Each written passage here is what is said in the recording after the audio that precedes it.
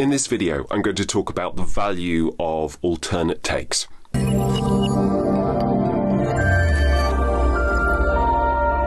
This is a note really for people who are doing self-directing as opposed to people who are having a live directed session, because obviously in a live directed session you will have someone of some authority, either the client or an intermediary of the client, who will be able to give feedback about exactly what they need and how they need it, and whether or not, if they do need any alternate readings, how they should be packaged up. But in terms of for yourself, if you do a lot of self-directing work, as I do, mainly because of the corporate and e-learning stuff that I do quite regularly, getting into the habit of doing alternate takes is invaluable for a number of reasons. Now, the first and most obvious one is when you're dealing with pronunciations, or however you want to say that word.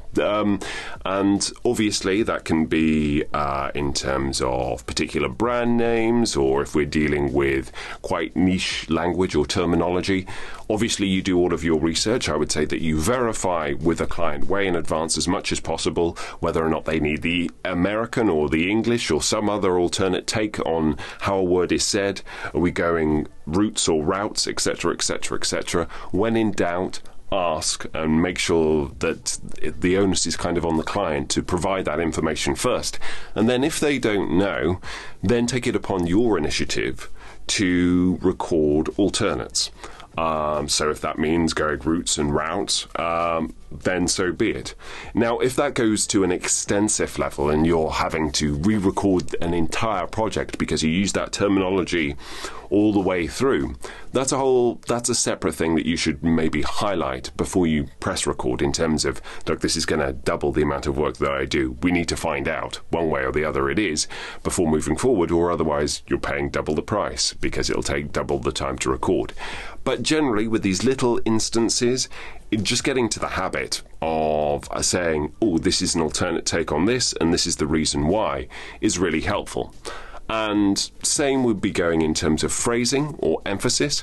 For example, quite often I've been taught, if a lot of phrases repeat with the word you, to kind of like give emphasis on the thing that's changing in the sentence. So not on the you, but on the other thing. However, some clients like you to emphasize that you will get this, you will get that, and you will get the other thing as well.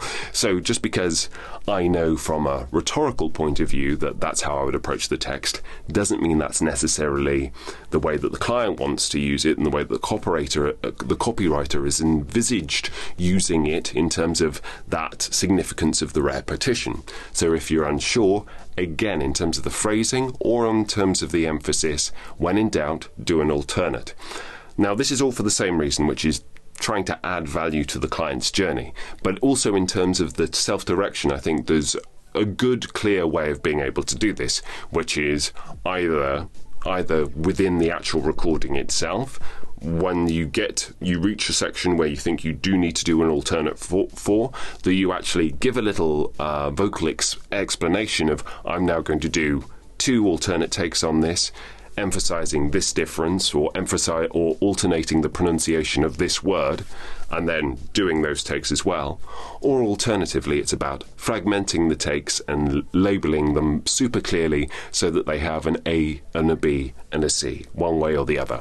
Now, the reason that I say that this is just as a habit to get into is that you're just showing an extra degree of flexibility. You're also immediately on the front foot in terms of your problem solving, because it means that the client will have options immediately to hand. So there's less chance of them having to go back to you and re-record and all of that kind of stuff. So ultimately, it's just about serving the client and their needs. But try and nip those things in the bud as soon as possible.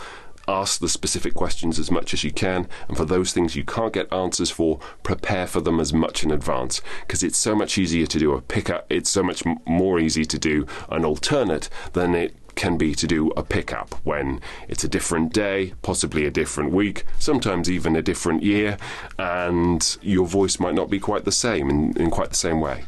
I hope this video has been of some use to you. If so, please do like, subscribe, comment if you've had any experience of working with alternates as well. Thanks so much for watching as ever, and I'll look forward to seeing you next time.